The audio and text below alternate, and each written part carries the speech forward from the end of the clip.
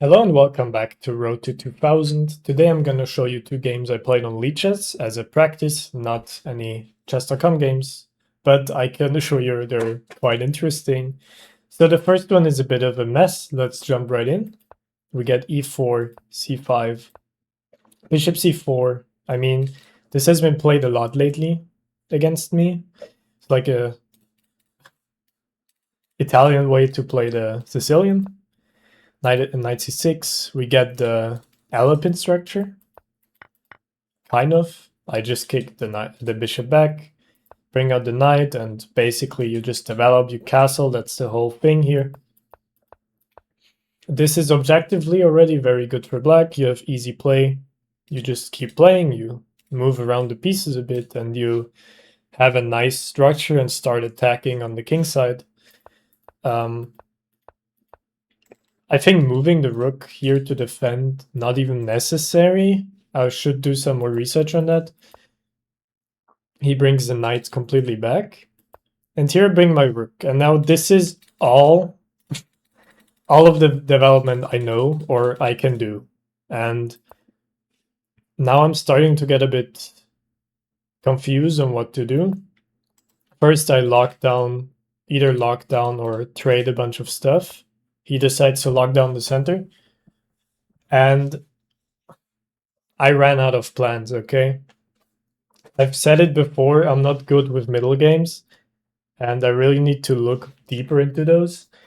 Because I kicked the bishop and then I immediately blundered material. After bishop g3, I'm just getting skewered here. Which, yeah, my plan was to bring my rook like on g6, I think. How he's gonna move straight through the knight, I'm not sure, but that's what I thought. So I lose the rook, okay. Game is far from over, of course. I play on. I decide to bring my queen instead. He trades, of course, he wants to trade down. I decided to launch my attack on the king side with my queen only. He gets scared, he moves the king, because of course there is this, let's say he doesn't react, let's say he makes a random waiting move like this. Then I bring my knight to e5, and the pressure on this knight with the pin is big. So he would probably get a bit like waiting move. Let's say another waiting move. I think this is just devastating. He would either lose the queen or the rook. And of course, he doesn't want to go for that. I play 95 anyway. And here I get a bit overly ambitious. So I saw that this is a fork, of course. And I've seen tactics. I've been doing a lot of tactics on Chess Tempo. And I've seen tactics where you just straight up play the fork anyway and invade by removing the pawn, basically. So I just go for this. Engine thinks this is a complete blunder because you just lose material, and if white defends properly, then this is not working. I think here we are at, let's have a look at the engine. I know the engine in itself does not say anything. This is still equal. And this is +4. Turning the engine back off, we're gonna do the rest without. I sack the knight, I take here, and he goes back with the knight, which I think was a mistake, because now these bishops combined with the knight put a lot of pressure. I take off the knight, and now here I had to think for a while, because my plan was to sack the bishop, and then if knight takes, play mate. But if you can visualize a single move ahead, then you would obviously know that if the knight takes, first of all, the knight defends the mate, but also the queen defends the mate.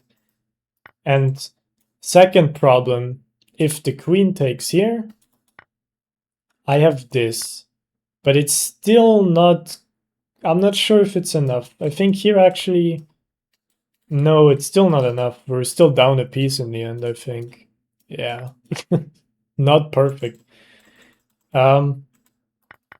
So I took this pawn instead and hoped that my opponent is just gonna crumble over time under the pressure. And he did immediately. Now, because this knight is pinned, this pawn is actually loose. And the bishop can give a fork on the king and the queen. And he resigned here. Let's say he takes, then I've made all of a sudden. If he doesn't take, if he just moves the king, I, of course, take the queen. And now it's a queen for 2 pieces and a rook, and I have a bishop left. So now, all of a sudden, I'm winning. And the opponent didn't want anything of that. He just resigned. We also would... I mean, this is completely crushing. If he moves here, I mean, what is he gonna do? Poor opponent. I think it's actually mate. Oh? Let me look at this. Yeah, if they recapture the bishop with the bishop it's just mate, they have to actually take with the rook. Okay. Yeah, so I felt a bit like Mikhail Tal playing this game. Even though the engine completely disapproves, like completely, this game was, according to the engine, horrendous, but it worked out for me. And yeah, let's look at the other game. Okay, so this one, the last one was a rapid game, if I didn't say it. This is a classical game, 30 minutes. And here I really tried to take my time. It didn't really work out. If we look at the move times, I think, yeah, I still only spent like 10 minutes on the game, but I'm working on it. D4, knight of 6, C4, E6, and then we get the classical queen's pawn opening. We played in Nimzo Indian. I think up to here I don't need to explain the moves. This is just theory. This is already, I think, wrong. But I think it's fine. I need to look at my opening files. I'm a bit sloppy in D4 openings. But I think after this pin, you just go C5. If I'm not fully wrong. But I'll have a look. So he took, taking with the queen, castling, and it seems like we get a pretty cool opening. I decided to take off the knight right after he castles, just to not give this knight any chance at doing anything. It's usually an idea in the Nimzo. Then I decided to take off this pawn, just to displace this bishop, because he just planted it there. So he spent a move putting the bishop there, and now he needs to recapture my pawn. Displacing it, he needs to spend another move bringing it back if he wants to. Here I fianchetto my bishop. He decides to jump in with the knight. I don't want anything of that. I threaten mate and jumping back. And here I was setting a trap. I was thinking, if bishop here, I can take off the knight. And they take the queen, I take the queen. And that should be good, right? But I missed a small detail. Bishop here, I take, they take, and now the bishop is loose indeed, but my rook as well. So that was not a good calculation by me at all. Of course, if this rook wasn't there, this trade would actually work. Funny enough, he didn't go for it, he played rook e1. And now I played knight d7. I still didn't know that this is not that this actually works now. But now it happened, and I went for this tactic, shocked that my opponent went for this. He still goes for the rook by moving the bishop back. So I save my bishop and I trade down, and I'm up in exchange. Actually, no. I'm up 2 pieces for a rook. Sorry for that. And now it's time to convert. Usually 2 pieces against a rook are stronger, but only if you play them nicely, because rooks are pretty powerful because they're long range and the bishop only has his own squares. So I decided to trade some stuff down. I was thinking if I manage to trade some pawns, then my piece advantage should actually work. I try now to lock up because this threat is actually pretty dangerous. So I built this structure of the knight, which shouldn't move at all.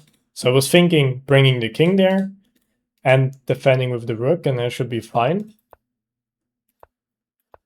Slowly moving up. And now I've been told, I talked to some people from a chess club, and then they told me if we run out of moves, sometimes it's okay to just shuffle around pieces and force the opponent into playing the next move. So I started doing this. I moved the rook. I played my last good pawn move, in my opinion. I moved the rook again. Now he's shuffling around. He's trying to reach this pawn. It didn't quite work before, because if he just goes here, he drops a pawn. So he moves a bit around, and then he goes here. And I move the rook again, just wasting time, seeing what he's gonna do. And now he's moving more pawns. I move the bishop, threatening a pawn. He moves it again. I move again, just wasting time. And now here comes the first mistake. Little tactic, if anyone wants to spot it, pause the video. It's, of course, he takes a 4, and there's a fork. Opponent resigns. So yeah, what did I learn from this game? That I play way too fast again, because I had 20 minutes on the clock. Still, it was a 30-minute game without increment. So I played actually only a rapid game in that sense. And patience can pay off, actually, if you just let the opponent make his moves in a position where you can't really go wrong, then it's actually pretty nice. All right, that was the video. I'm sure the next Road to 2000 is gonna come soon. Thank you for watching, and I'll see you next time.